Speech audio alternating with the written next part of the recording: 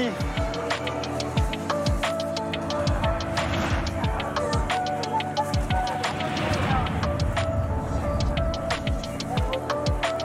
Incroyable. Incroyable.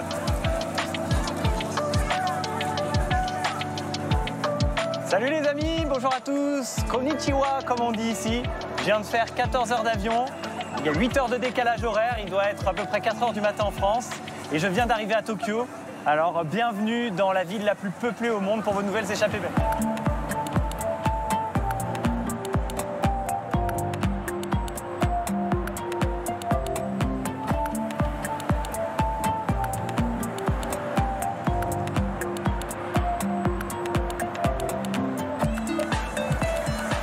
Excuse me. Konnichiwa.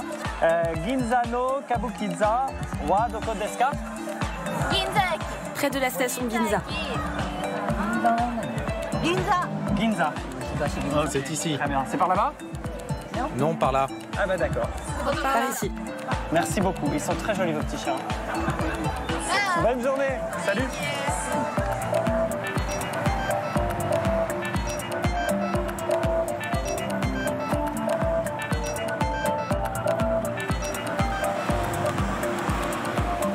Bonjour Madame Coco. Bonjour. Ça va? Ravie de te rencontrer. Je te remercie beaucoup de m'avoir donné rendez-vous ici. Parce qu'en arrivant, tu vois, là, de l'autre côté de la rue, quand j'ai vu le théâtre, je me suis dit, là, c'est vraiment une image que j'ai du Japon et de Tokyo, cette espèce de construction très ancienne, préservée au milieu de ces immenses buildings du 21e siècle. J'ai l'impression que c'est très propre à cette ville et que c'est très propre à ce pays. C'est un quartier historique en plein centre de Tokyo. Entre la guerre et les multiples séismes, beaucoup de choses ont été brûlées ou perdues. Le théâtre Kabukiza cherche à conserver son authenticité. C'est un lieu emblématique pour les Japonais. En tout cas, moi, je suis ravi de t'avoir retrouvé parce que ça n'a pas été simple. C'est grâce à ce petit papier que je suis venu jusqu'à toi.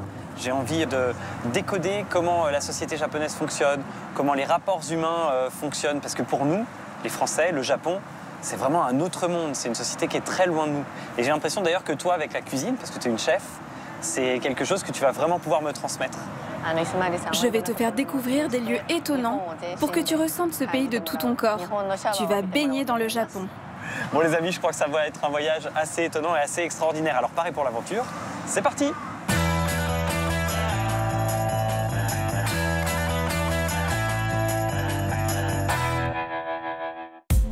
Au Japon, le mot surprise prend tout son sens.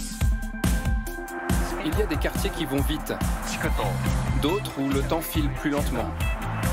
Cette ville est un mélange des deux. Ismaël Khalifa découvre un Tokyo différent.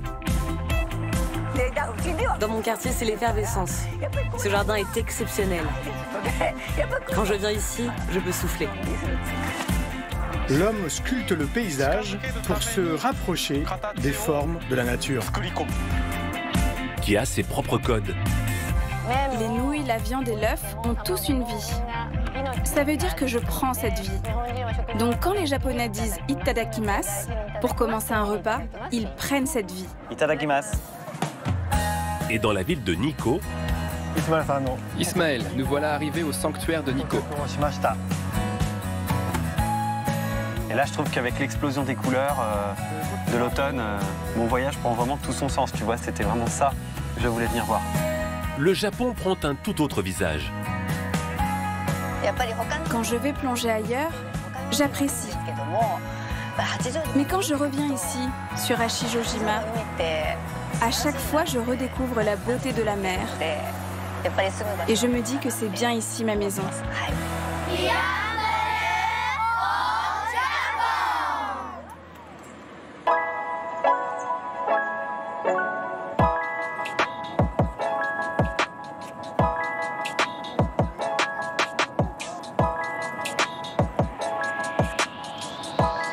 C'est une ville agréable à vivre, Tokyo?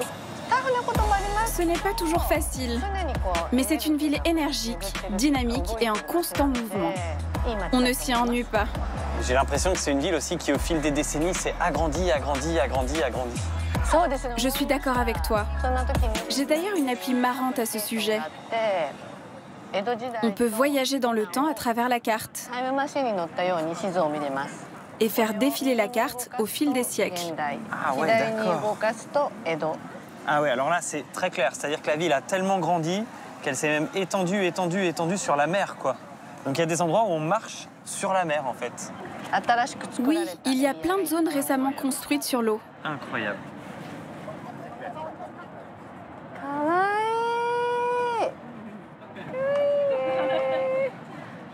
Kawaii, ça veut dire quoi, kawaii? Mignon. Bah, c'est très kawaii de te voir avec ce petit chat.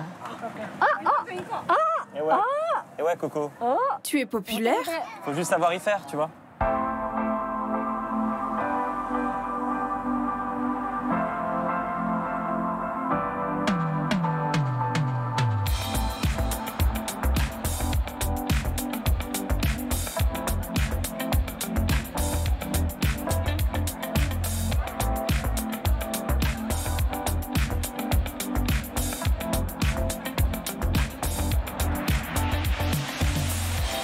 L'ambiance de cette ville la nuit, ça a l'air encore plus fou que la journée.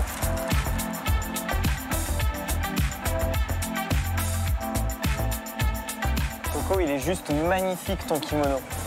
Je savais que t'allais te changer, mais franchement, c'est somptueux cette tenue. J'adore les kimonos. Ma mère en portait aussi souvent. J'ai donc grandi avec ça. Le kimono s'adapte aux saisons, que ce soit par la complexité de la couture, le choix du tissu. C'est comme dans la cuisine japonaise. Il y a beaucoup de choix.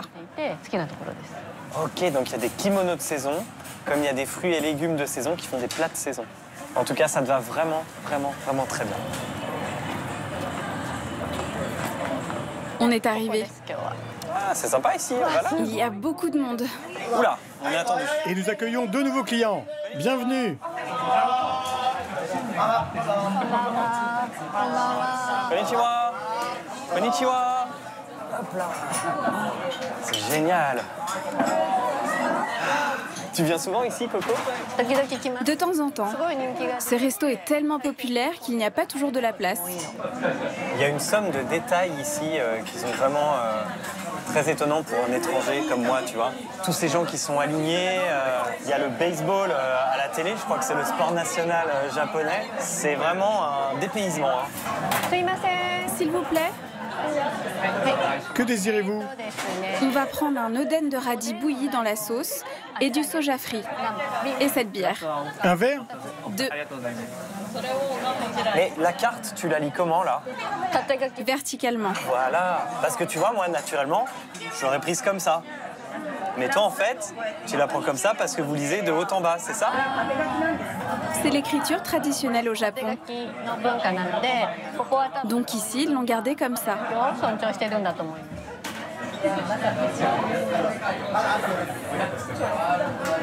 Kanpai. Kanpai. Merci beaucoup. Merci. C'est du oden, le pot-au-feu japonais. On met des préparations de légumes, des œufs et du soja à bouillir dans une marmite.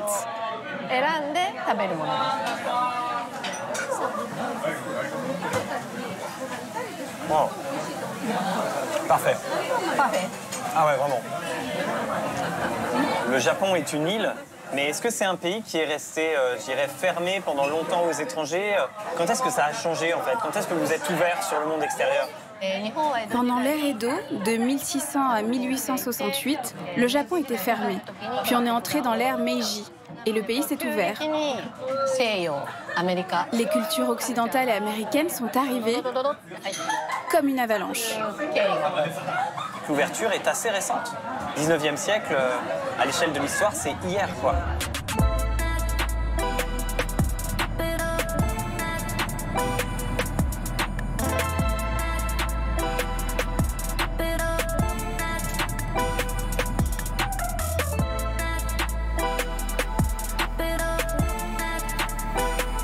Toi d'abord. Salut, salut. Comment tu vas? Konnichiwa. Je vous présente Ismaël. C'est moi qui vais chanter avec vous, mais que en français. Hein. Je veux vous voir tous chanter en français. Allez, go!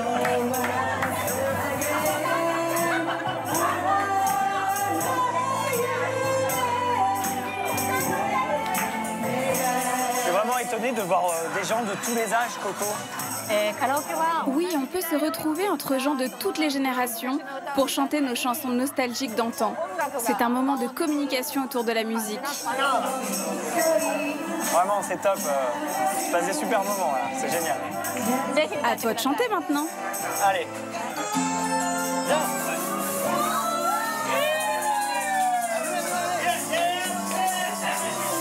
Hier soir, deux inconnus et ce matin sur l'avenue. Deux amours étourdis par la longue nuit. De l'étoile au corps d'un marocain au milieu corps. Les oiseaux au coin du jour chantent l'amour. Oh, Champs-Élysées. Oh, Champs-Élysées. Au soleil, sous la pluie, à midi ou à minuit. Il y a tout ce que vous voulez aux Champs-Élysées.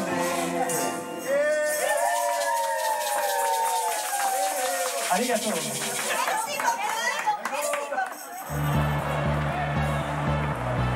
Avec 37 millions d'habitants, le Grand Tokyo est tout simplement l'agglomération la plus peuplée du monde. Un arrondissement tokyoïte équivaut à 10 arrondissements parisiens. Un gigantisme particulièrement palpable aux heures de bureau. Avec son costume cintré et son attaché case, Teruhi-san est l'archétype du salariman. Ces cadres, essentiellement masculins, particulièrement dévoués à leur travail. Pour moi, un salariman, c'est un employé dans une entreprise. Il travaille pour que l'entreprise se porte bien et que cela contribue au développement de la société japonaise.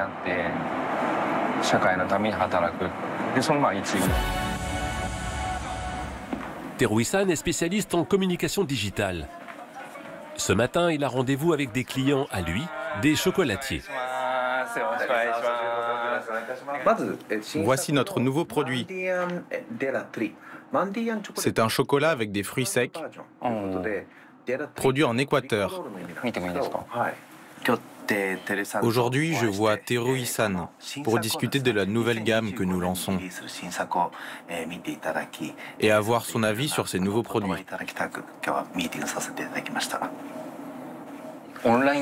Pour tous leurs supports numériques en ligne, nous discutons ensemble des stratégies et des méthodes afin de toucher un maximum de personnes. Teruhi-san a grandi à Saitama, une petite bourgade d'1 million d'habitants en banlieue de Tokyo. La frénésie de la capitale ne lui fait pas peur. Il y a des quartiers qui vont vite, d'autres où le temps file plus lentement. Cette ville est un mélange des deux. Les quartiers les plus dynamiques sont stimulants et divertissants. Les quartiers plus calmes permettent de se recentrer et d'avoir du temps pour soi. Ce sont des environnements apaisants. Une mégapole tentaculaire et paisible à la fois. Un sentiment qu'Anna connaît bien. Cette jeune franco-japonaise habite l'arrondissement de Shibuya, mondialement connu pour son passage piéton, mais moins pour sa douceur de vivre.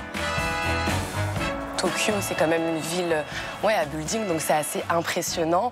Mais quand tu vas en banlieue, on peut le voir ici, il n'y a personne. Là, à la même heure, sur le crossing, tu as des centaines de milliers de personnes, quoi.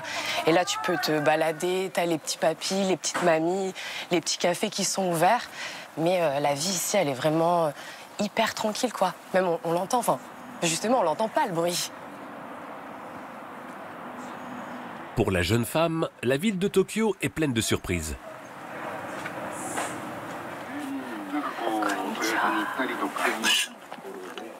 Au Japon, le marché de la seconde main, il est méga développé, 10 fois plus qu'en France. Vous avez des friperies dans toutes les banlieues. Il y a des quartiers même qui sont dédiés à la friperie. Koenji, Shimokitazawa, c'est vraiment des énormes quartiers où vous avez des centaines de fripes. La Lilloise est devenue créatrice de contenu. Sur les réseaux sociaux, elle propose à ses abonnés de découvrir le Japon autrement. Si t'es à Tokyo, il y a ce resto de Himokawa Udon que je recommande. Tu peux screen ou enregistrer la vidéo pour t'en rappeler. Tous les jours, je te partage des activités à faire au Japon, alors abonne-toi pour ne rien louper. Je partage tous les jours des bonnes adresses aux personnes qui me suivent. J'offre aux personnes qui sont abonnées du coup à mes différents comptes une possibilité de découvrir un autre Tokyo à travers les yeux surtout de quelqu'un qui y habite, quoi.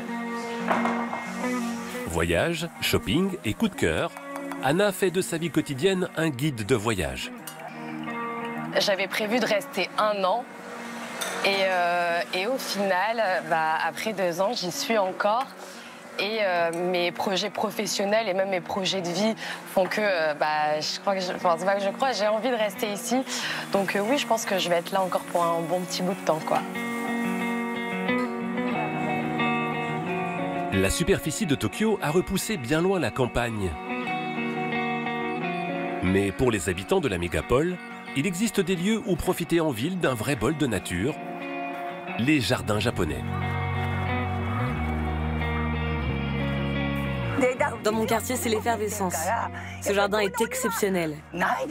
Quand je viens ici, je peux souffler. Au milieu des buildings, les 25 hectares du jardin Amarikyu sont connus pour leur pin. J'enlève les morceaux qui altèrent la forme globale de l'arbre. Les branches sont trop touffues. Et puis j'enlève les épines de l'année dernière. Ça, ce sont les épines de l'année.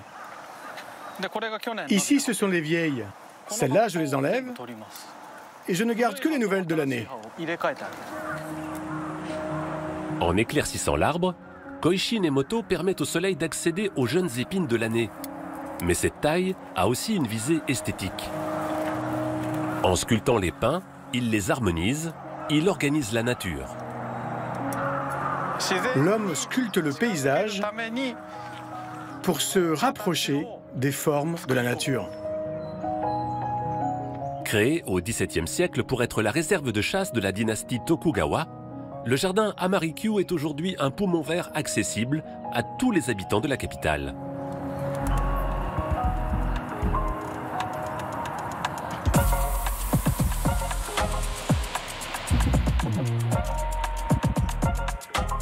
Elle commence à quelle heure, la criée dans ce marché? Les enchères pour le thon rouge sont à 5h30. Parce que j'étais un peu maudite ce matin quand je me suis levée à 4h. Moi, je suis debout depuis 3h30. D'accord, alors je m'incline. Waouh, impressionnant. Ça sent le poisson. Ouais, ça, c'est clair que quand tu arrives ici, il n'y a pas de doute, tu es au marché aux poissons. Le marché Toyosu est le plus grand au Japon. Ici, on trouve des poissons du Japon, mais aussi du monde entier. Mais c'est un lieu très important, non, pour le secteur de la pêche japonais, qui est un secteur économique énorme. Oui, c'est vrai, parce que la cuisine japonaise rime avec poisson. Au quotidien, dans nos foyers, on apprend à respecter les aliments. Dans le poisson, on mange tout. La tête, les os, la peau. Et toi, tu viens souvent dans ce marché ? En tant que spécialiste culinaire, oui. Je donne des cours et je crée des recettes pour des journaux ou des sites web. Donc j'ai souvent besoin de poissons. J'ai toujours fréquenté ce marché.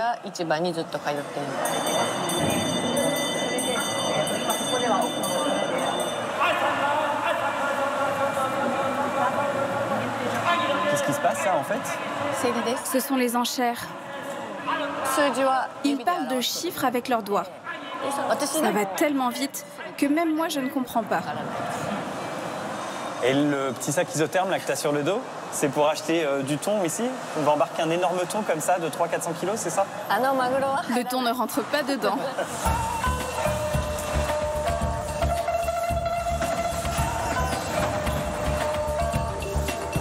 Attention, attention, attention. Oh, pardon, excusez-moi.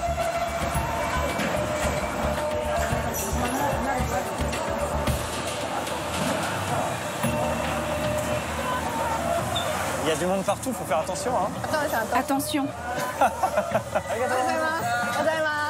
Konnichiwa.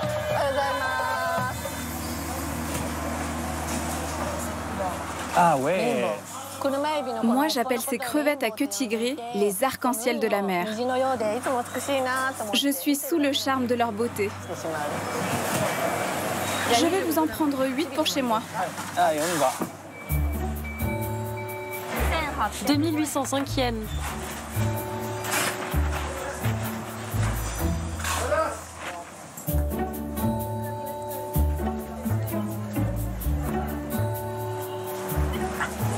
Merci.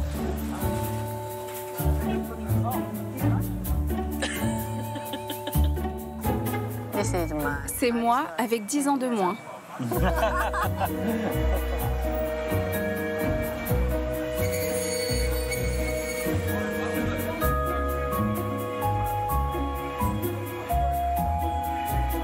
C'est très beau de le voir travailler ce monsieur. Je crois qu'il y a beaucoup de savoir-faire derrière. C'est vraiment un savoir-faire de professionnel. Ça fait partie de la culture japonaise. À chaque fois, il essuie le couteau, le plateau et le thon. Comme ça, on garde toujours la propreté.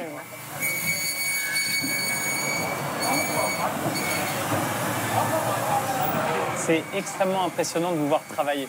Vous avez des gestes très précis. C'est considéré comme un art au Japon de s'occuper du poisson comme ça? Je ne pense pas. Moi, je pense que oui. Mais non, je ne suis qu'un simple artisan. À Tokyo, on utilise ce long couteau. Mais on peut aussi en utiliser d'encore plus longs. Oula! Ça c'est fait pour faire du saut à la perche, non? Okay. Ah non. On coupe comme ça. Hallucinant! On s'y met à 3 avec ces gros couteaux pour couper un thon de 200 à 300 kilos. Un qui tient le poisson, un qui le découpe et un troisième qui guide la pointe. C'est technique. Le plus gros thon qu'on ait eu pesait 460 kilos. Et 1 kilo de thon sur ce marché, ça peut atteindre quel prix? C'est 215 €. Ah ouais!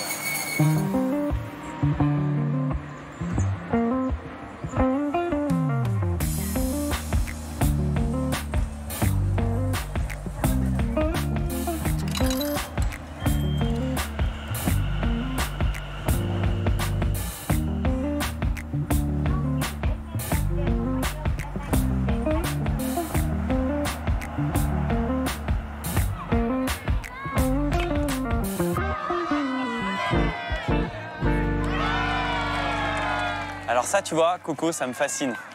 Les petits jeunes qui jouent au baseball, là, tu serais en France, ce serait sans doute des petits footballeurs ou des petits rugbyman. Le baseball, c'est le sport national ici au Japon. Hein. Oui, il y a des ligues de baseball pour enfants. Chaque quartier a son équipe. C'est un sport très populaire au Japon.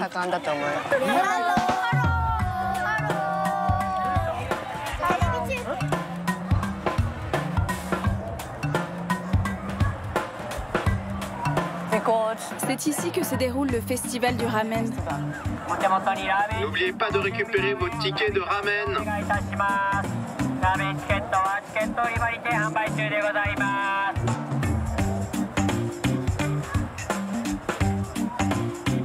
Coco, qu'est-ce qui se passe alors ici? C'est la fête?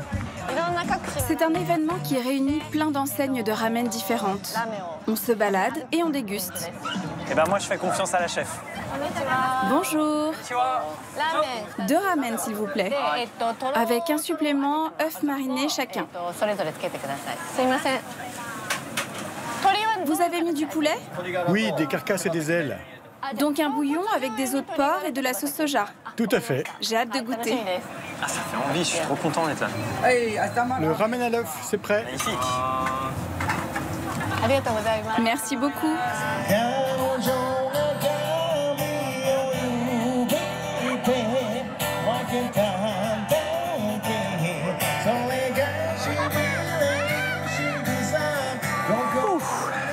Allez, goûtons voir ça. Tu connais Itadakimasu? Non. Les nouilles, la viande et l'œuf ont tous une vie. Ça veut dire que je prends cette vie. Donc quand les Japonais disent Itadakimasu, pour commencer un repas, ils prennent cette vie. Itadakimasu. Allez, allons-y.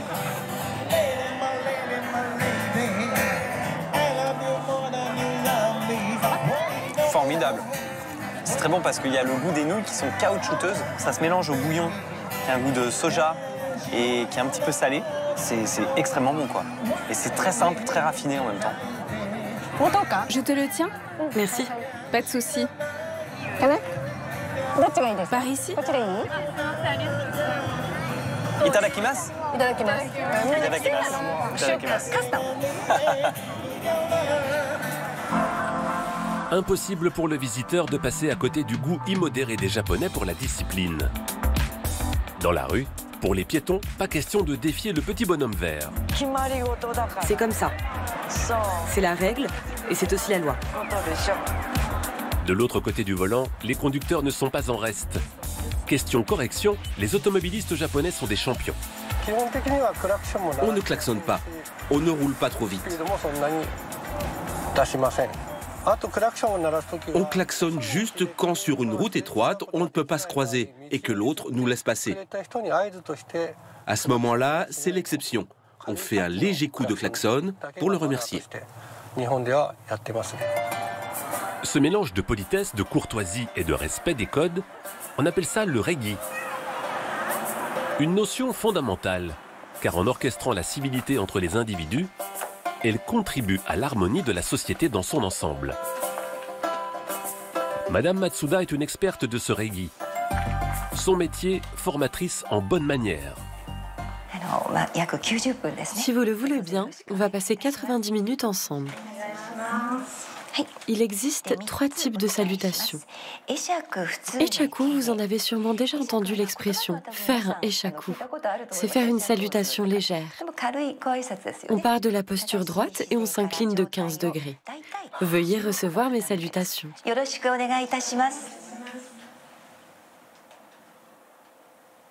On s'arrête et on remonte doucement. L'ojigi, le salut par inclinaison, est un langage corporel en soi.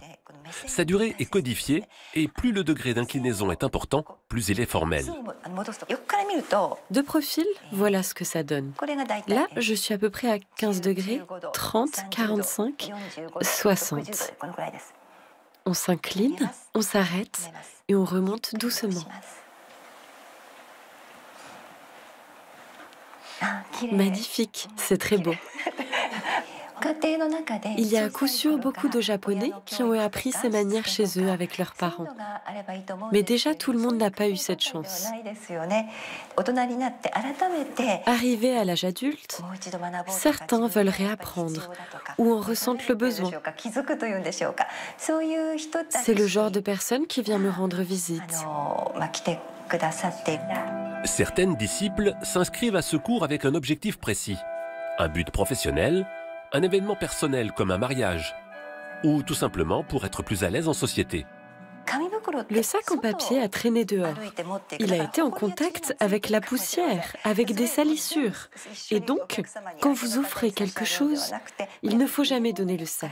Il faut le considérer comme un emballage. Je sors le cadeau. Je le tiens et je le pousse vers la personne à qui je l'offre. Un premier mouvement court et ensuite un second plus long pour créer une dynamique. Un court, un long. Comme ça.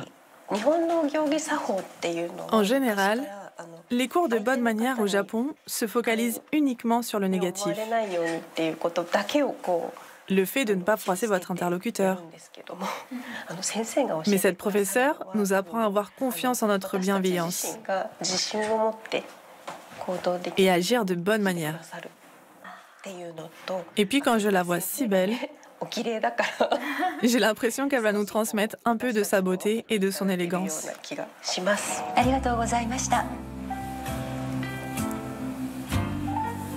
Loin d'être vécu comme une contrainte, ces codes sont plutôt perçus comme une façon de sublimer la vie, de la rendre plus savoureuse en lui donnant plus de distinction. S'il existe un rituel où la codification est synonyme de raffinement, c'est bien celui de la cérémonie du thé. Dès les préparatifs, chaque détail est savamment réfléchi. Tout est une question d'esthétique. Par exemple, ces gâteaux-là, je ne les dispose pas en carré. Ça serait trop bizarre. Cet après-midi, Madame Shibata a invité quelques amis à boire le thé. À l'entrée, celles-ci n'oublient évidemment pas de retirer leurs chaussures et de les ranger soigneusement dans le genkan, le vestibule dédié, avant de fouler le tatami. La cérémonie peut commencer. On rentre une personne à la fois dans la pièce. Ensuite, l'élément le plus important de la pièce, c'est l'estampe. Il faut donc commencer tout d'abord par aller apprécier l'estampe. Puis, on enchaîne. On admire les fleurs, puis on vient observer la marmite. Une fois qu'on a fait ça, on peut enfin venir s'installer à sa place.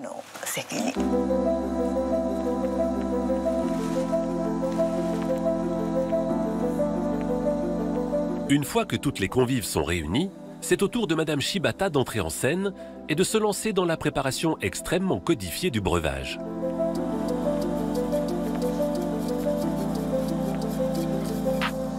Un rituel qui peut sembler immuable, mais à première vue seulement. Par exemple, les fleurs, ce sont des fleurs japonaises. Mais je pourrais très bien les remplacer par des fleurs occidentales. Ou encore des pâtisseries. Là, ce sont des pâtisseries japonaises, mais je peux parfaitement les remplacer par du chocolat. On peut se permettre quelques excentricités, même s'il y a un certain nombre de règles qui doivent être respectées, sinon ça ne tient pas debout. Simplicité et formalisme sont au cœur de la cérémonie du thé. Un rituel qui invite à savourer intensément l'instant présent.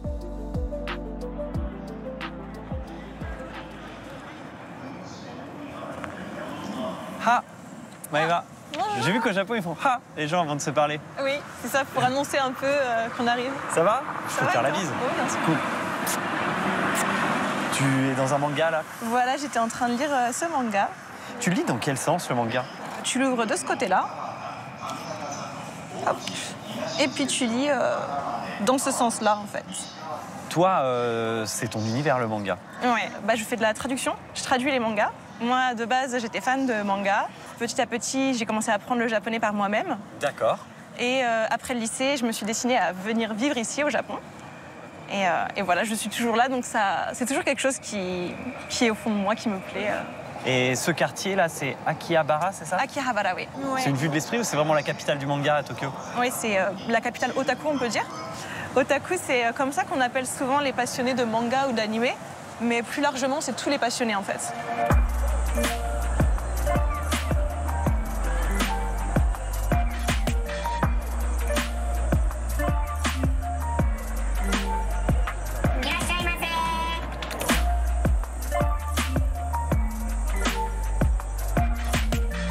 Alors maintenant, on va aller dans un magasin de gachapon. C'est les petites boules qu'on a comme ça en tirant la tirette pour avoir des figurines différentes.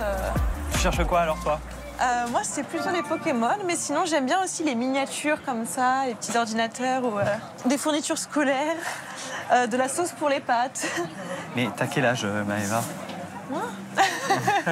Ce n'est pas une question d'âge, voyons. Okay. Très bien, bah, je vois ça. Ah, regarde, il y a même une espèce de marmite avec des chiens dedans. Oui, ils adorent, c'est les animaux dans plein de situations différentes. Ah bah oui, regarde, il y a une équipe de tournage. Voilà, les petits chats. Voilà.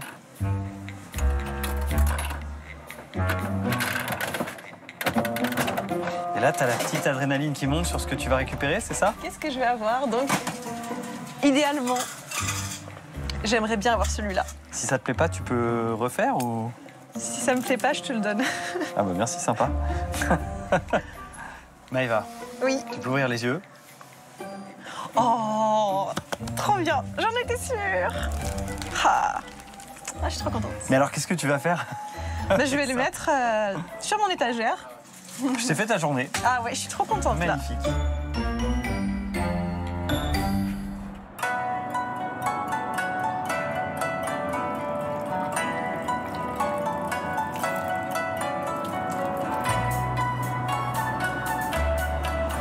J'adore cette idée de trouver un temple comme ça qui surgit au milieu de nulle part. Ouais, la ville très animée et puis d'un coup un petit endroit un peu calme comme ça. Alors, quand on passe les portes, il faut faire une courbette pour saluer les dieux du temple.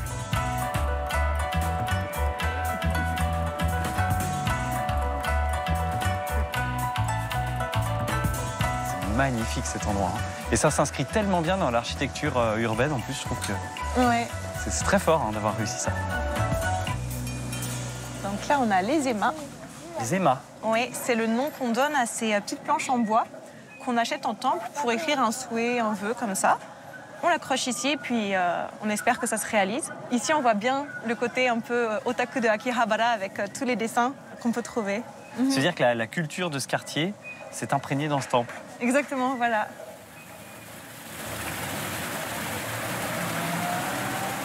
Voilà, et là, tu vois, on peut acheter des amulettes. Ok.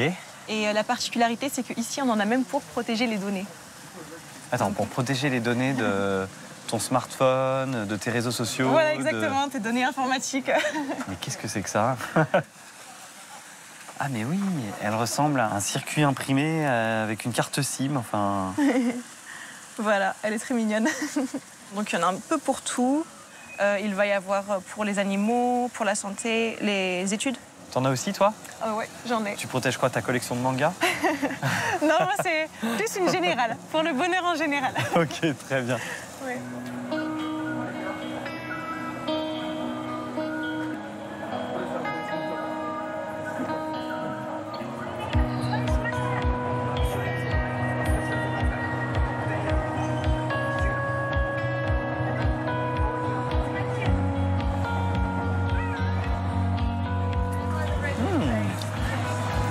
T'aimes bien?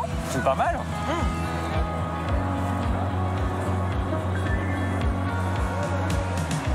On va aller par là.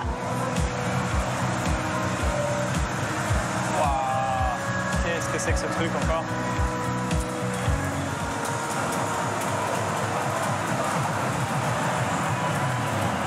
Waouh, la folie du bruit ici! Ouais, on s'entend plus.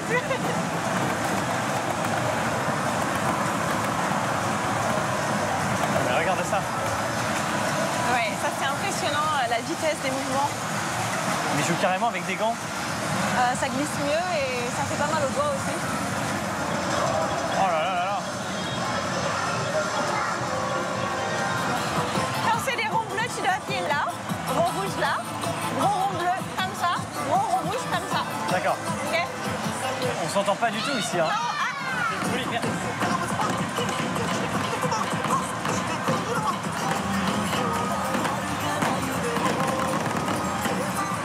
Non, c'est rouge là.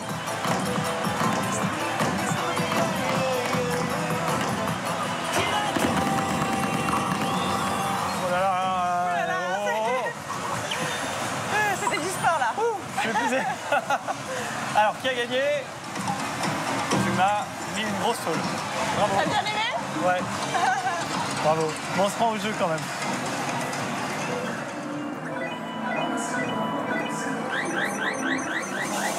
Ah bah tu regardes cette peluche. Ah oui, bah elle fait rêver, elle, dis donc. Je trouve ça mignon, oui. Ok, très bien. Qu'est-ce qui te touche autant, toi, dans cette culture manga? Pourquoi ça te parle autant? C'est un univers que je trouve très mignon.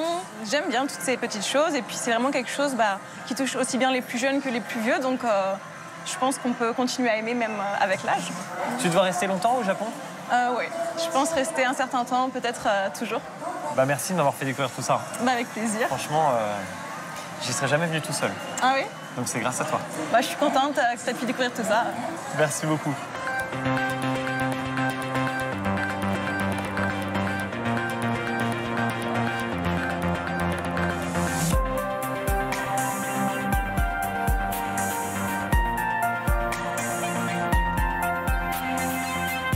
Maintenant, je vais vous montrer l'hôtel où je loge depuis que je suis arrivé à Tokyo. On appelle ça un hôtel capsule. Vous allez voir pourquoi.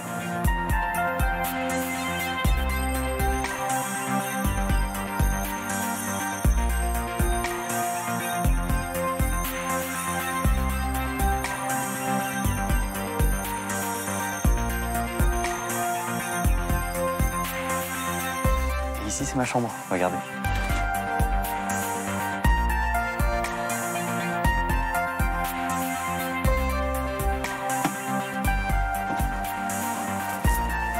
Allez, bonne nuit les amis.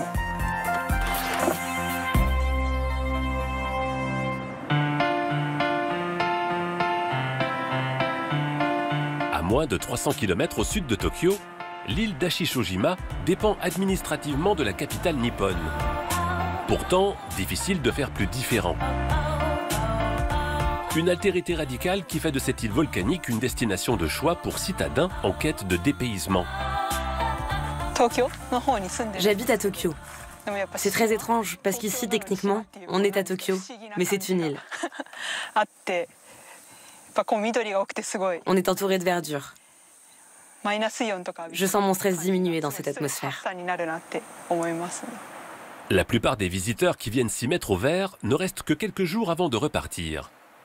Mais pour d'autres, Ashishojima se révèle être plus qu'une simple escale. Bonjour. Entrez. Je vais aller poser mes affaires derrière. Oui, allez-y. Il y a 32 ans, Harumi a quitté Tokyo pour venir vivre sa passion sur l'île. J'étais employée dans une entreprise quand j'ai commencé à faire de la plongée en loisir. Mais j'ai vraiment adoré et j'ai cherché une solution pour plonger plus. Finalement, j'ai fini par en faire mon métier. La végétation luxuriante s'épanouit pleinement sur ce sol volcanique. Sans compter le Kuroshio, un courant marin chaud qui baigne les côtes de Ashishojima et procure à l'île un microclimat tropical réputé. Ici, on est à 1 heure d'avion de Tokyo. Grâce au courant marin Kuroshio, la mer est très transparente et il y a beaucoup de poissons.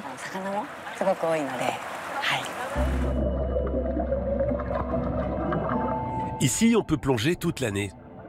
La température de l'eau varie très peu. 29 degrés en été, 19 en hiver. Ces eaux chaudes abritent une cohorte d'espèces variées et surprenantes, mais la véritable vedette, c'est bien la tortue verte. Cet incroyable terrain de jeu a séduit Harumi. Au départ, je pensais vivre ici pendant 3 ans. Pendant cette période, j'ai parfois eu envie de rentrer chez moi. Et puis, les clients, et surtout les amis de l'île, ont été très gentils avec moi. On s'est de plus en plus entraidés et j'ai vu naître ce sentiment de vouloir rester ici. Quand je vais plonger ailleurs, j'apprécie. Mais quand je reviens ici, sur Ashishojima, à chaque fois je redécouvre la beauté de la mer et je me dis que c'est bien ici ma maison. À l'intérieur des terres, la douceur du climat offre aussi des possibilités remarquables. Satoshi est né sur l'île, comme une bonne partie de ses ancêtres. Si la plupart d'entre eux étaient pêcheurs, son père a choisi le travail de la terre. Mais c'est Satoshi qui a décidé de se lancer dans une production originale. Ce qui est important, c'est la taille. Quand c'est plus petit que ce gabarit, je ne récolte pas. Il y a une quinzaine d'années, je cherchais un nouveau produit à cultiver. Je suis allé sur un champ expérimental. J'ai dégusté toutes sortes de citrons. J'ai pu les comparer, mais c'est celui-là que j'ai apprécié le plus. Voilà, c'est comme ça que je me suis mis à le cultiver.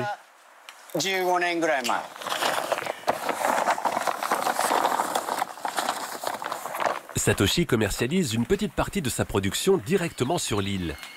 Mais la plupart de ses citrons font le voyage vers Tokyo.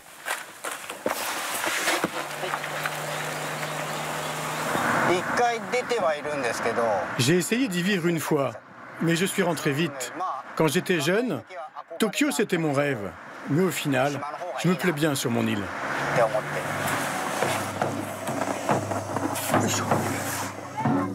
C'est à la nuit tombée que l'île offre son visage le plus chaleureux. C'est le citron cueilli aujourd'hui. Depuis plusieurs siècles, les habitants d'Ashishojima sont connus pour leur amour du tambour traditionnel, le taiko. Un tambour qui a la particularité de se jouer à deux. L'un crée le rythme, tandis que l'autre improvise autour. Comme c'est basé sur l'improvisation, c'est difficile à enseigner. Après, il faut que le musicien apporte sa propre touche personnelle. C'est ça qui est difficile et frustrant, mais c'est ça aussi qui donne son charme à notre tambour. C'est d'autant plus important pour moi de le transmettre aux générations futures. De 19h à 20h, c'est l'heure consacrée aux enfants et à la transmission donc. Ensuite, les petits vont se coucher et les adultes poursuivent la soirée. Le taiko d'Ashijojima, ça anime les soirées où l'on boit un verre. C'est un peu comme un karaoké. Chacun peut participer comme il a envie, jouer ou juste écouter. Quand dans la nuit, le son des tambours résonne au milieu du Pacifique, il témoigne de la joie de se retrouver des habitants d'Ashijojima.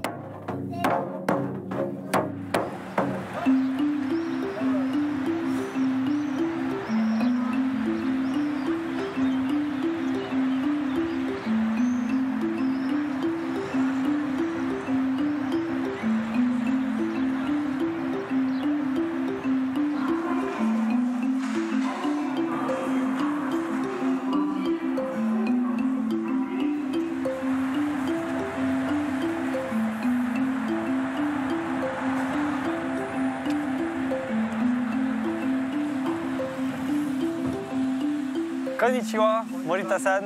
Bonjour. Bienvenue à Nikko. À Nikko, tu vas pouvoir apprécier la montagne et une nature grandiose. Et ça fait un sacré changement d'ambiance d'être là quand même. C'est beaucoup plus calme, il y a les montagnes avec la brume dessus.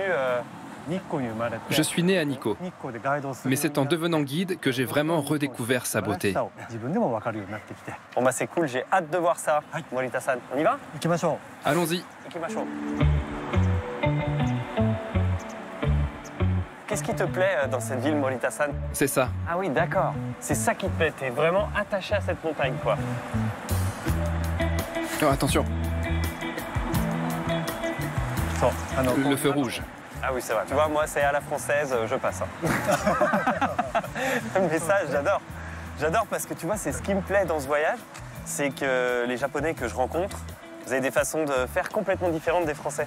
Tu vois, franchement, en France, t'aurais regardé à droite, à gauche et tu serais passé.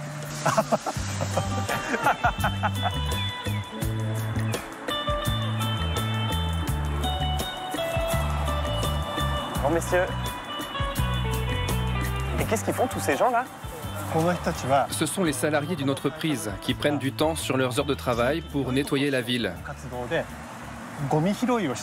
Ça se fait très souvent au Japon.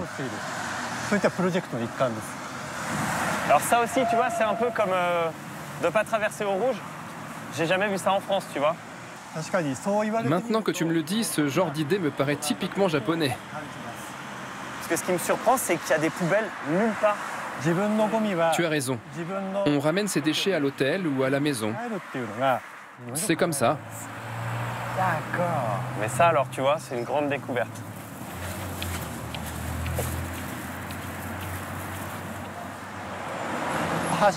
Ce pont est le point de départ de l'histoire de Nikko. Une légende dit que le pont a été construit par une divinité. Oh là là, le décor de dingue! Aujourd'hui, il y a justement un mariage et les mariés vont traverser ce pont. La divinité de Nikko rapproche les couples. Elle encourage l'amour. Et c'est pour cela qu'on fait des mariages ici. Tu l'as fait exprès qu'on vienne ici le jour où il y avait le mariage? C'est vraiment par hasard, un heureux hasard. On s'approche des mariés, Morita-san?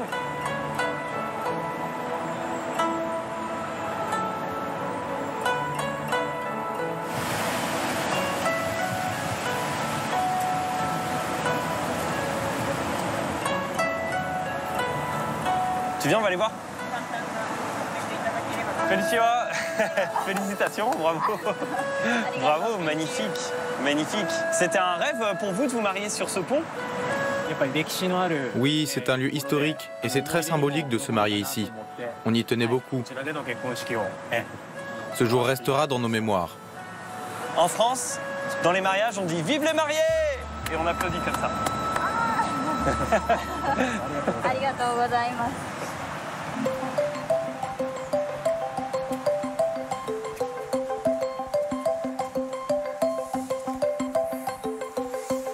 Dès qu'on s'éloigne de la route, l'ambiance change radicalement. Et tu sais, plus on monte, plus on s'approche des dieux.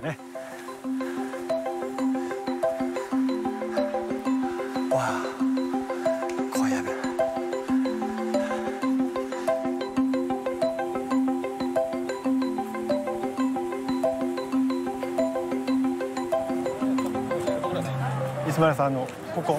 Ismaël, nous voilà arrivés au sanctuaire de Nikko.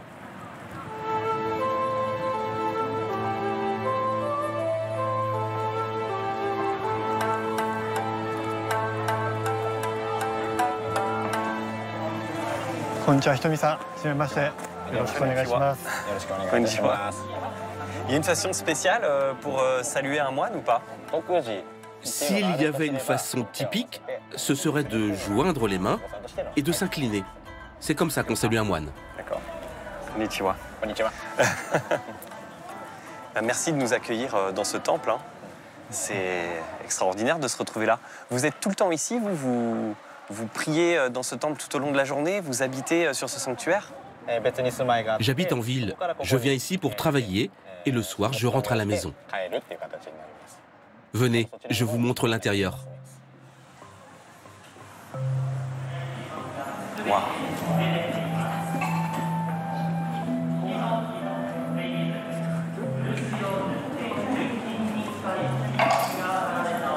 Qu'est-ce qu'ils font les gens là? Si vous avez mal ou si vous voulez soigner par exemple les genoux ou les épaules, frottez cet endroit. Wow. C'est impressionnant, hein. Très grand. Vous voyez, le Bouddha nous regarde. Et pourquoi alors est-ce qu'il faut qu'il nous regarde dans les yeux comme ça, d'en haut? Qu'est-ce que ça signifie dans ta religion à toi? Pour qu'il soit notre guide dans la vie, il faut prier en le regardant dans les yeux. Les statues font plus de 7 mètres de haut. Ok, c'est énorme, énorme. Avec plaisir.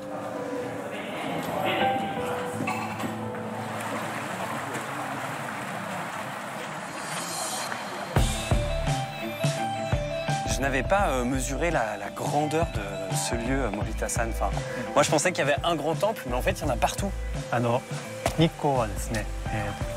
Ici, sur le sanctuaire, on compte plus de 103 bâtiments, y compris des logements pour les moines.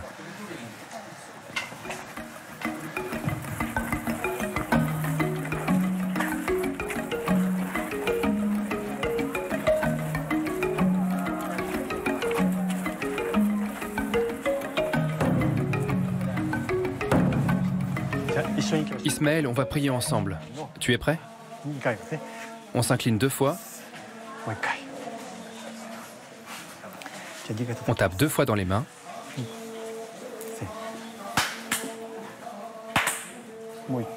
On s'incline encore une fois.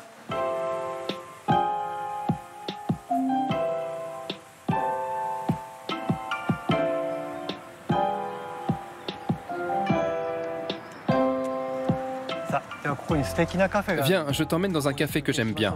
Très bonne idée. Après toi, vas-y.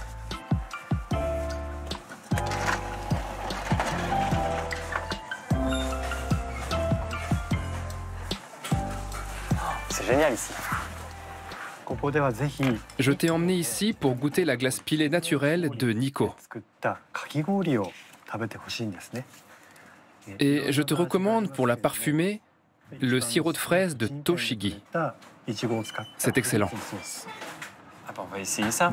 Mais tu dis naturellement gelée, c'est-à-dire elle est prélevée dans les montagnes, comment ça se passe? On découpe la glace dans un lac d'altitude et on la conserve jusqu'en été. C'est pour cela que l'on dit que cette glace est naturelle.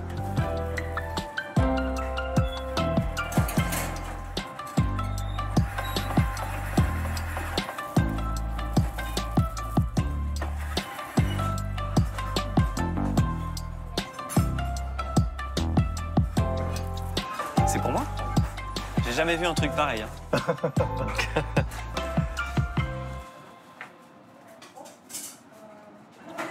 C'est bon. Ça fond dans la bouche tout de suite et il reste le goût du sirop de fraise qui est délicieux d'ailleurs. On sent que c'est fait maison. Même pour nous, cette glace naturelle est exceptionnelle. On ne la déguste que pour les grandes occasions. Incroyable.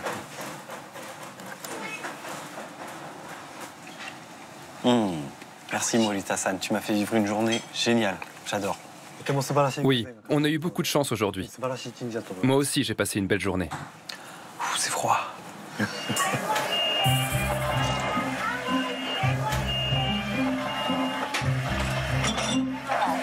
Quand vous arrivez au croisement Mizusashi, vous tournez à gauche et ensuite première à droite. Quand vous arrivez sur la grande artère, vous nous trouverez tout de suite. Pas de souci, on vous attend. La région de Nikko est connue pour une autre spécialité culinaire dont les Japonais raffolent, les pâtes soba. Ces fines nouilles au sarrasin sont servies dans des restaurants entièrement dédiés à ce plat et à ses déclinaisons, les sobaya, littéralement maison de soba. Ce plat-là, ça s'appelle kakesoba, avec de la pâte de poisson et des légumes. Pour réussir de bonnes soba, la cuisson est primordiale. 1 minute 30 à peine dans l'eau bouillante, avant de les plonger dans un grand bain d'eau froide. Dans les soba, la texture est très importante. C'est pour ça qu'il faut bien les rincer à l'eau froide, pour enlever le côté gluant de l'amidon. La recette du succès. Ils sont une centaine chaque midi à venir se délecter de ces pâtes au léger goût de noisettes et de reviens-y. On est déjà venu il y a 2 semaines, mais j'avais envie de remanger des soba. Alors on est revenu. C'est un plat typiquement japonais. Le parfum et puis la texture. À table, les Japonais se divisent en 2 catégories. Les amateurs de udon, les pâtes au blé, et ceux qui ne jurent que par les soba. C'est plus léger que des pâtes italiennes. Dans l'entreprise où je travaillais avant, j'avais des collègues plus âgés qui en mangeaient tous les jours au déjeuner. Ils ne pouvaient pas s'en passer. Je pense que c'est l'un des plats indispensables aux Japonais. Les restaurants de soba se comptent par dizaines aux alentours de Nikko.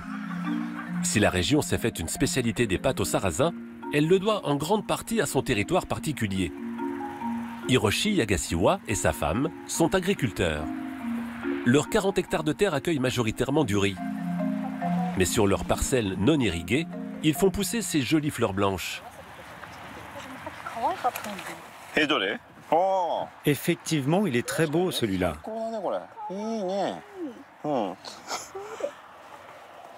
Celui-là, par contre, n'est pas encore mûr. Ça, c'est un sarrasin endémique de la région de Nikko. On le cultive depuis longtemps dans la région. C'est une variété indigène. Là, c'est un sarrasin d'automne. On le sème à la fin du mois d'août et on le récolte au début du mois de novembre. Celui-ci, on pourra le récolter dans 3 semaines. Le sarrasin a la réputation d'être une plante peu exigeante qui s'adapte aussi bien à des terres ingrates qu'à des climats rigoureux. Comme vous le voyez, on est bordé par une chaîne de montagnes, donc il y a d'importantes variations de température. C'est ce climat rude qui donne son goût à notre sarrasin. Du champ à l'assiette, il n'y a qu'un pas. Mais quelques étapes sont nécessaires pour transformer les précieuses graines en pâtes savoureuses.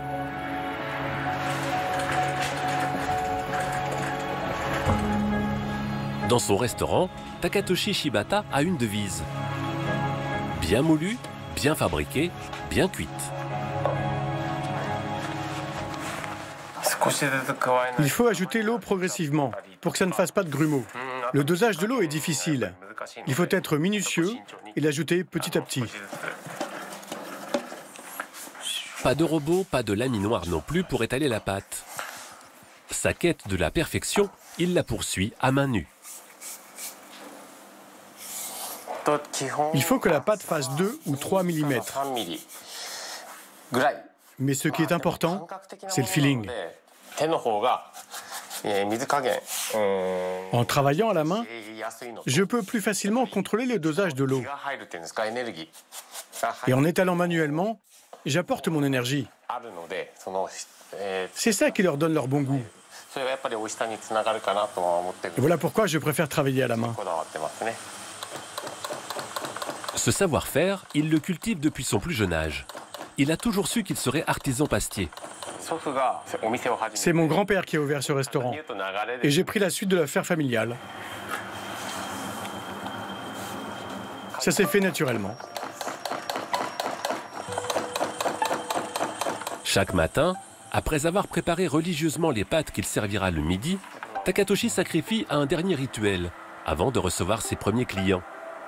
Il remercie les esprits. Je fais des offrandes à l'hôtel Shinto.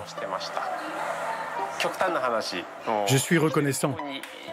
Reconnaissant d'être en vie, d'être ici, d'avoir mon restaurant et de pouvoir faire le travail que je fais chaque jour.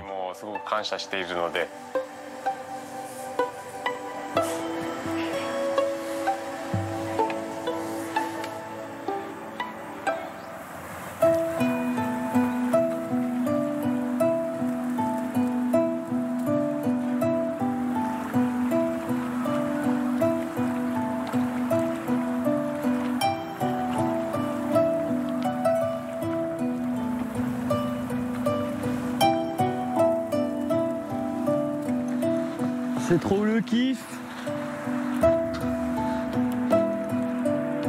va, Morita-san? Il y a beaucoup de lacs comme ça dans la région de Nikko? Oui, il y a beaucoup de lacs au Japon. Mais des lacs d'altitude comme celui-ci, c'est très rare. Hop là, on va se taper dedans. Salut Morita-san. C'est pas facile, hein? On apprend, on débute. Mais tu vois, là, je passe un moment fabuleux, quoi. J'adore les lumières du soleil, toutes les couleurs de l'automne dans les arbres. Ça resplendit, ça explose. Waouh, c'est un sacré beau moment. Ce lac fait 25 km de périmètre. Et tu peux observer que sur cette partie à l'ouest, il n'y a aucune construction. La nature a été préservée. Est-ce que pour les gens qui vivent comme toi dans ces régions de montagne, ce passage aux couleurs d'automne, qui est un moment si important pour les Japonais, c'est encore plus important? En automne, voir ces paysages de feuilles rouges, c'est un moment qu'on attend tous.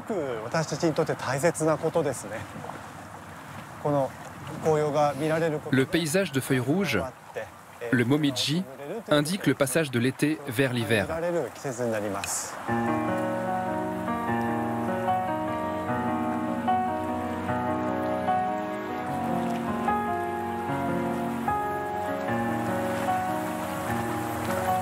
Et qui t'a initié, toi, alors, à cet amour de la nature? C'est ton père, c'est ta mère, c'est dans ta famille que t'as appris à aimer la vie en plein air comme ça?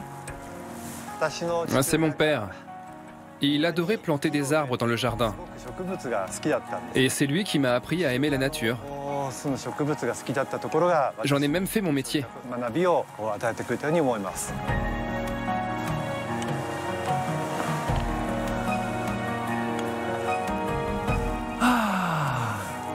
C'est cool!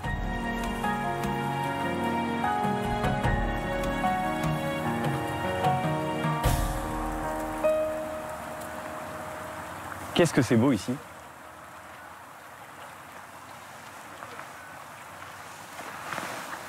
Ah! Et voilà, Morita-san! Hop là! Comment je vais faire pour pas me mouiller les pieds? Eh ben, je vais me mouiller les pieds. Voilà. Ah, c'était cool, regarde comme c'est beau ça. J'arrête pas de te taper sur l'épaule depuis que je t'ai rencontré et je voulais savoir si ça te gênait parce qu'en France on est très tactile comme ça, mais est-ce qu'au Japon ça passe? Au Japon, ça ne se fait pas trop. Mais je prends ça comme une marque d'amitié. Moi en tout cas, ça ne me dérange pas. Autour de nous, ce sont des érables de montagne. L'arbre emblématique des forêts qui entourent le lac. Tu peux voir des feuilles rouges, jaunes ou dorées, mais tout ça, c'est la même essence, l'érable. Bon, bah on pose nos affaires, on y va? Allez.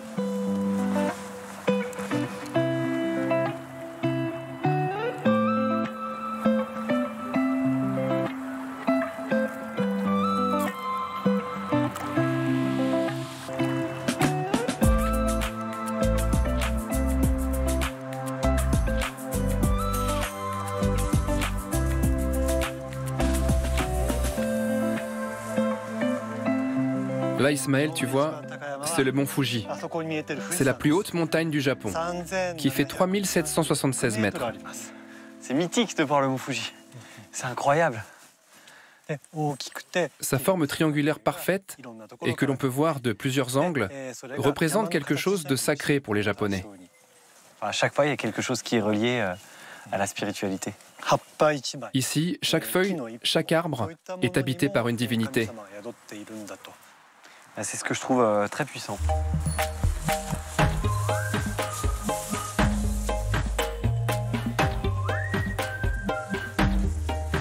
Il y a du monde, hein, Morita-san, ici. Hein. Je t'emmène vers un très beau point de vue, et ça attire du monde.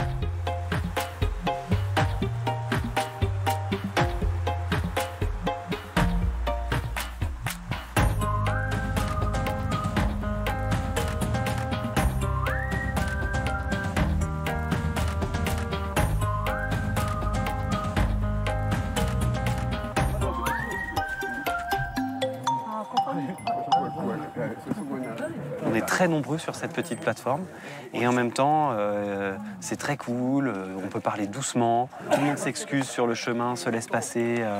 Franchement c'est hyper touchant en fait. Le Japon c'est un petit pays et même à l'intérieur du pays, il n'y a qu'une petite zone plate où les gens peuvent vivre. Nous devons donc nous respecter mutuellement. On se sent bien quand on se promène au Japon comme ça.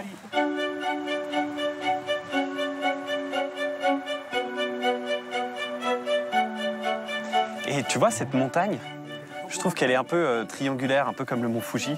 Géologiquement, comment ça s'est créé, ces formes-là? Tu as raison. Cette montagne, comme le mont Fuji, ce sont des volcans. Et ce sont les éruptions qui ont modelé le paysage devant nous. Le lac, la cascade, les vallées.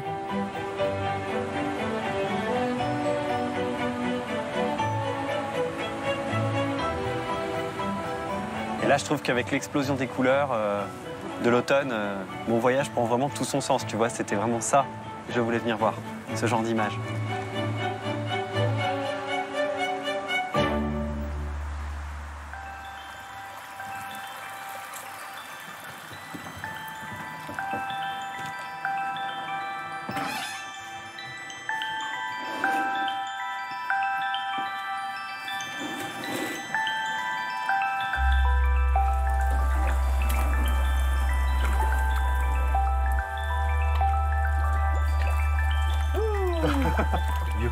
Le bain te plaît? Ça fait un bien fou, ça délasse complètement. J'ai l'impression que j'ai tout le sang qui remonte dans la tête là. Ce sont les volcans qui chauffent cette eau, à plus de 40 degrés, et qui nous offrent ce cadeau de la nature. Tu commences à avoir chaud? Ouais, j'ai très chaud. Ouais. Cette eau est puissante. Elle est chargée d'énergie. Tu ne dois pas rester trop longtemps. Je te le confirme, c'est ce qu'on va faire, on va sortir le plus tôt possible. Je te remercie, moi, Morita-san. Merci beaucoup. J'espère que tu transmettras l'envie de découvrir la nature et l'histoire de mon pays.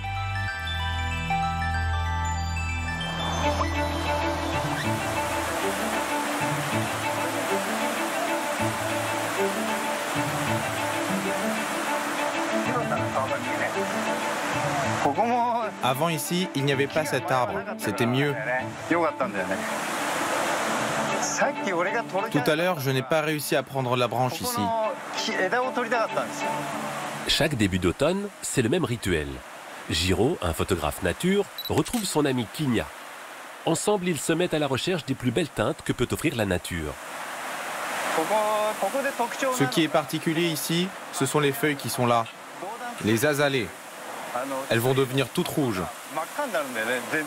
Là, c'est le dégradé du rouge au vert qui est beau. Au Japon, cette quête des couleurs de l'automne est un phénomène de société. Il existe même un nom pour désigner cette pratique, le momiji-gari. Momiji, ça veut dire feuille rouge. Gari, ça veut dire chasse, aller dans la nature, dans des espaces sauvages. Alors, momiji-gari, ça veut dire aller prendre en photo les feuilles rouges ou juste aller les voir. Depuis 25 ans qu'il est photographe professionnel, Jiro n'a jamais loupé un momiji-gari et il en connaît toutes les astuces. Dans cet endroit, autour de cette cascade, les feuilles rougissent plus vite. Il y a plus de rouge. Ce sont les érables qui donnent les teintes les plus rouges. Mais les ginkgo, les sorbiers du Japon ou encore les bouleaux et leurs dégradés de jaune orangé participent à la beauté du tableau. Un spectacle gratuit particulièrement attendu chaque année. Les Japonais attendent avec impatience les momiji. Comme on attend impatiemment le nouvel an ou la floraison des cerisiers, même bien avant que cela arrive. On est vraiment très impatients. Un peu comme les Français quand ils attendent Noël.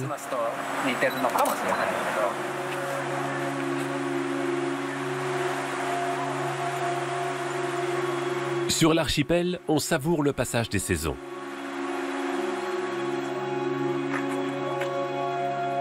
Les Japonais entretiennent un lien intime avec la nature. Une relation héritée du shintoïsme, l'autre grande religion du Japon avec le bouddhisme.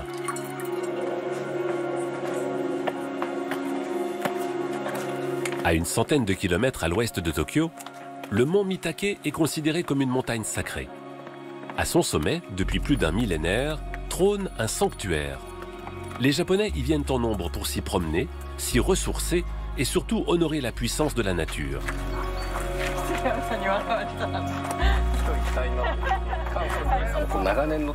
En fait, c'est un arbre sacré, très ancien. Je l'ai enlacé parce que je voulais ressentir sa force de tout mon corps. Le Japon présente différentes facettes en fonction des saisons. La nature, l'environnement peuvent y être redoutables.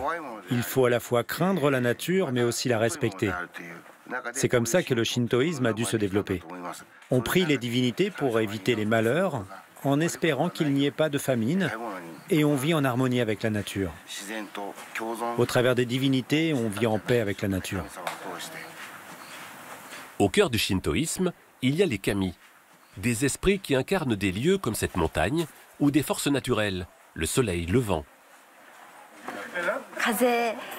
Le vent, l'ondulation des feuilles, le soleil, la fraîcheur de l'ombre.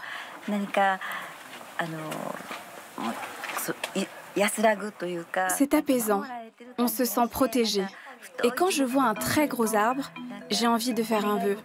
Je ressens comme s'il y avait une divinité dans cet arbre. C'est pour ça que j'aime beaucoup cette montagne. En affirmant le caractère sacré de la nature, le shintoïsme modèle encore profondément le lien des Japonais à leur environnement.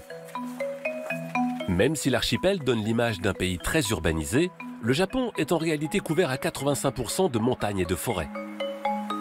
Aujourd'hui encore, pour se ressourcer, c'est vers la nature que l'on se tourne. Ce groupe de promeneurs est venu participer au rituel du Takigyo, la 16 sous la cascade. C'est grâce à la puissance de la nature, la puissance de l'eau et la puissance de cet endroit qu'on va pouvoir purifier notre corps et notre cœur. Et ça donne envie de vivre heureux. C'est pour ça qu'on fait ça. Frappez 2 fois dans vos mains. On respire profondément, on se penche vers l'avant et en se penchant, on expire et on recommence. Après une prière, les participants prennent place sous la cascade. Là, une eau à moins de 10 degrés frappe les corps et les esprits. Mais elle nettoie l'âme et emporte loin les tourments. Comme une métaphore de la nature, belle et puissante à la fois.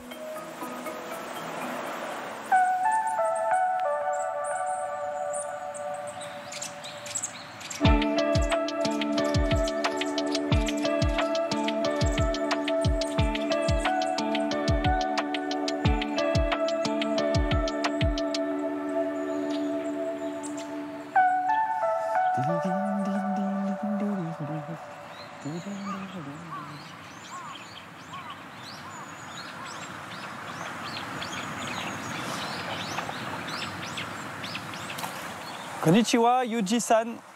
Konnichiwa. Bonjour. Bon, qu'est-ce que tu as attrapé dans tes filets ce matin? Le poisson que j'élève ici s'appelle le yamame. Des aussi grands, on n'en trouve qu'ici au Japon. Avec la rivière, on a de la chance d'avoir de l'eau toute l'année qui alimente nos bassins. Le yamame aime l'eau froide. Dans cette région, c'est parfait pour l'élevage.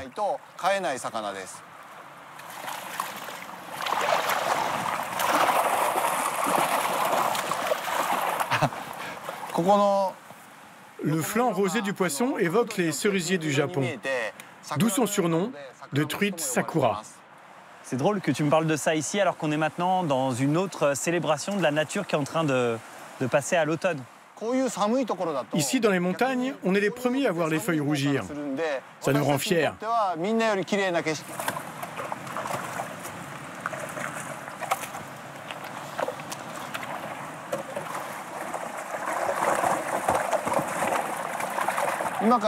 Viens, on va l'emmener. Je te montre comment on le découpe. Tu veux que je prenne la caisse? Oui.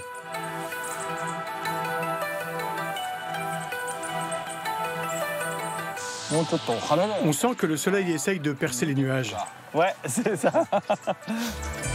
Regarde ça comme c'est beau. Magnifique, là, j'adore le petit plan d'eau, l'arbre là-bas qui commence à devenir tout rouge, la petite maison. C'est superbe, superbe cet endroit.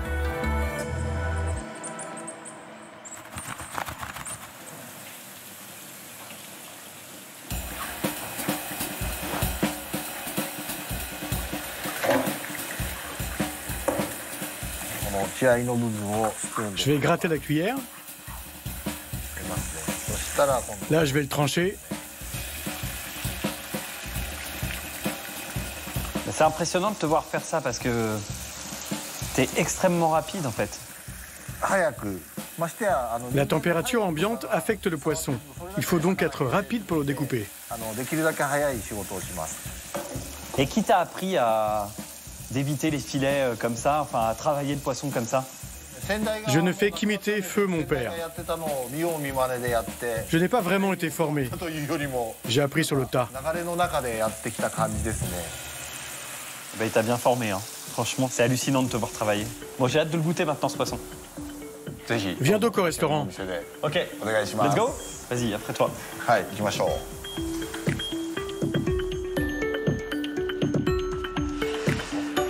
Ah, merci beaucoup. Ah, il fait chaud ici, c'est bien.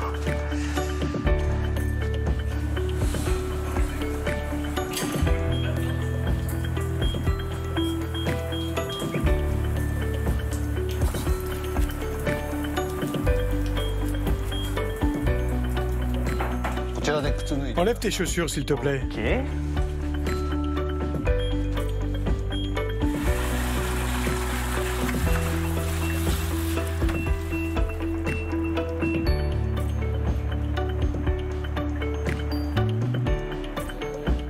Voilà, impeccable. Ok, wow, mais t'arrives à tenir longtemps, tout le repas assis comme ça? Au Japon, on appelle ça agura, en tailleur. Mais tu peux te mettre à l'aise. Je vais me mettre comme ça. Ok. Waouh. C'est beau ça. Magnifique. Merci. Ça, c'est le poisson que j'ai coupé, qui est fumé avec de l'huile de poivre sancho. Et là, tu as du soba frais de cette année. Les assiettes, on a envie de les photographier, de les mettre sur les réseaux sociaux. Enfin, tu vois, c'est une petite œuvre d'art, quoi. Bon, bah allons-y, hein. Bon appétit.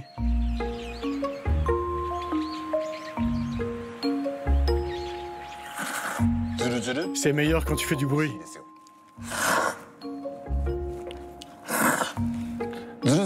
En faisant du bruit, on ressent plus le parfum de la soupe et le goût des nouilles.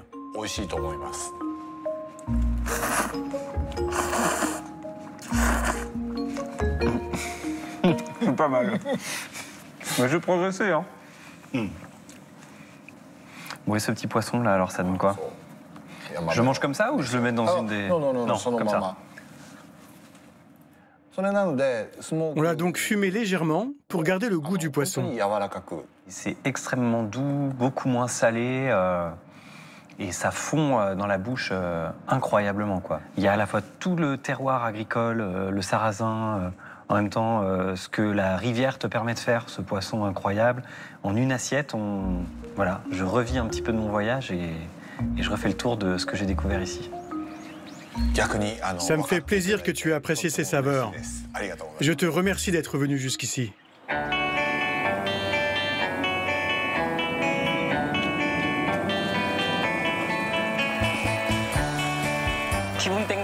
J'aime bien me déplacer à vélo. Ça me permet de me changer les idées. Et puis le paysage est joli. Quand il fait beau, je vois passer les avions. Les avions, c'est un souvenir de sa vie d'avant, quand Tomio travaillait pour une compagnie aérienne. À 77 ans, il est officiellement retraité. Mais depuis quelques années, il a repris une activité à temps partiel. Mardi, mercredi et vendredi, je fais le ménage dans des bureaux. Et après, soit le samedi ou le dimanche, je viens ici nettoyer les chemins.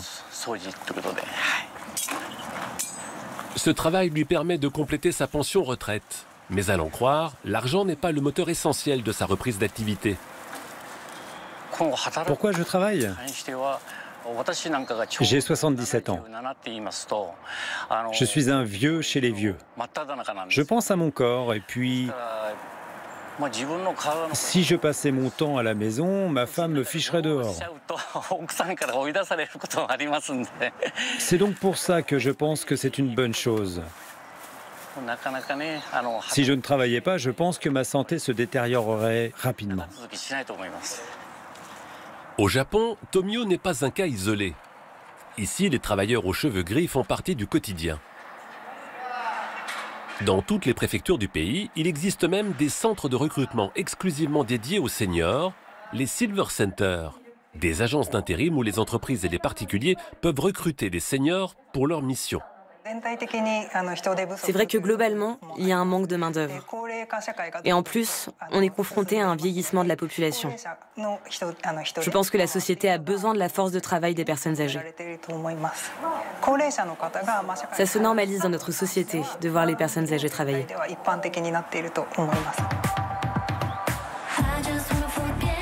L'archipel nippon compte la population la plus âgée du monde. Une statistique qui n'est pas sans conséquence sur l'économie du pays. Le Japon fait notamment face à une pénurie de travailleurs dans de nombreux secteurs. Le travail des seniors est un début de réponse. Mais le Japon est obligé d'explorer d'autres pistes, notamment recourir de plus en plus à l'immigration. Les gens appellent ce quartier le Petit Katmandou. Il y a plein d'Asiatiques. Ici, c'est un mélange. En fait, il y a aussi des Thaïlandais, des Vietnamiens, des Birmans. J'aime venir ici. J'ai l'impression d'être dans mon village natal. On dirait un petit village népalais. À chaque fois que je viens ici, je me sens bien. Tu as vu, il y a même mon drapeau ici. Lama ne vit pas à Little Katmandou, mais il y vient souvent pour y faire ses courses et retrouver un peu le goût du pays. Je suis venu acheter des épices. C'est un mélange d'épices. Je peux le mettre dans ma sauce. Je pourrais me faire des currys. Mon pays me manque, alors quand je viens ici chercher ces épices, ça m'en rapproche un peu. Ça me fait du bien. Combien je vous dois? Vous voulez un sac? Oui, je veux bien, s'il vous plaît. Cela fait 7 ans qu'il est arrivé au Japon. Il fait partie des 2 millions d'immigrés vivant dans l'archipel, représentant moins de 2% de la population. Un chiffre relativement faible, mais en constante augmentation. Quand je suis arrivé ici, pour moi, c'était très difficile. Pas seulement à cause de la langue, mais à cause de la culture. Tu dois savoir comment te comporter avec les clients. J'ai eu la chance d'apprendre tout ça. La politesse, les codes, les bases pour pouvoir traiter avec les clients, les consommateurs. C'était difficile.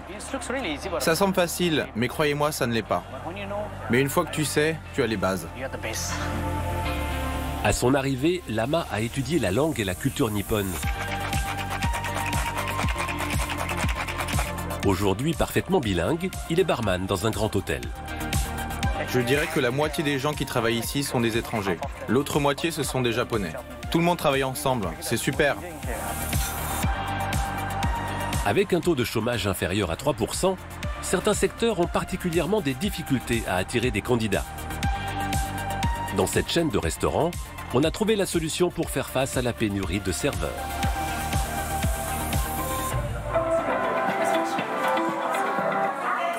Vos plats sont arrivés. Veuillez vous servir, s'il vous plaît. Depuis 2021, les clients de la chaîne de restaurants Gusto, 1300 établissements à travers le pays, se sont habitués à être servis par un robot chat serveur qui répond au doux nom de Bella.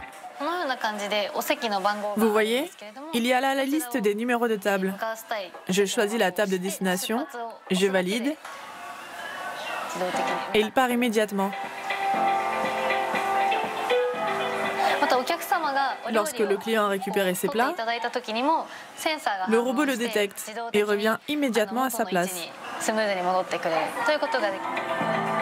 Mis à part les boissons, Bella est capable de tout transporter sur ses 4 plateaux. Une véritable aide pour les serveuses, parfois débordées lors du coup de feu. Grâce à ce robot, je peux servir tout le monde en même temps, que ce soit des familles ou des groupes. Ça m'aide et les clients d'une même table sont contents d'avoir leur plat au même moment. C'est ça l'avantage. Bella n'est que la partie la plus visible d'un phénomène en pleine expansion.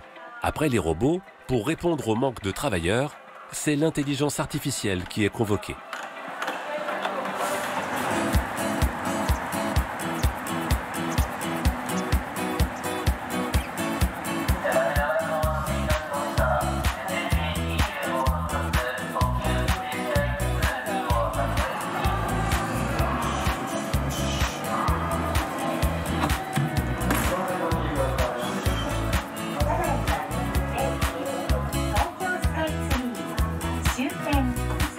Konnichiwa. J'ai juste une petite question. Est-ce que vous pouvez me dire où est ma place? Parce que j'arrive pas à lire mon ticket. Oui, venez, c'est par ici. Je vais vous accompagner. Ouais. Ok, oh, je vous suis. Wow. Nous voici à votre place. C'est la classe, merci beaucoup. Arigato. Bienvenue à bord du Spacia X, direction Tokyo Asakusa. Le départ est imminent, veuillez prendre place.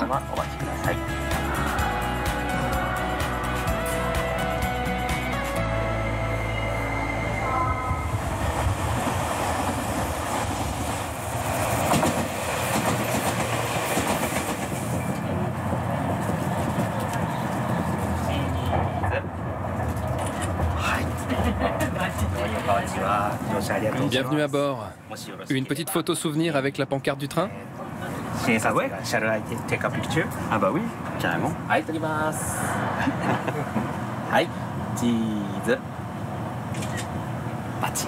Merci. Arigato.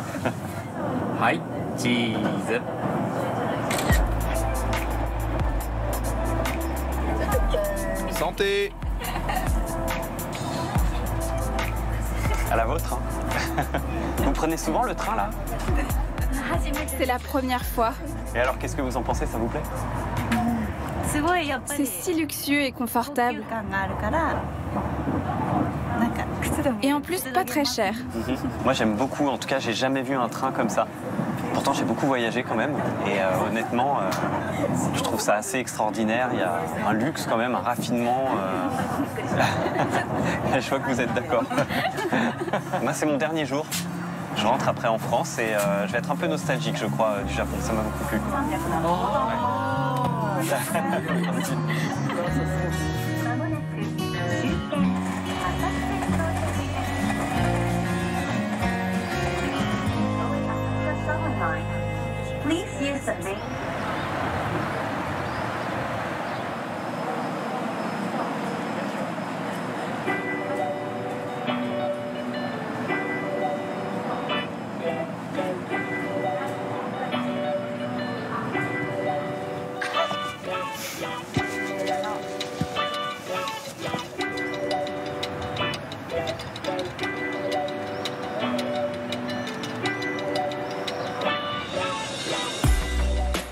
Eh bien voilà les amis, c'est ici, au-dessus du quartier de Shibuya, là où j'ai d'ailleurs commencé mon voyage, que se terminent mes échappées belles au Japon, au moment où le pays passe aux couleurs d'automne.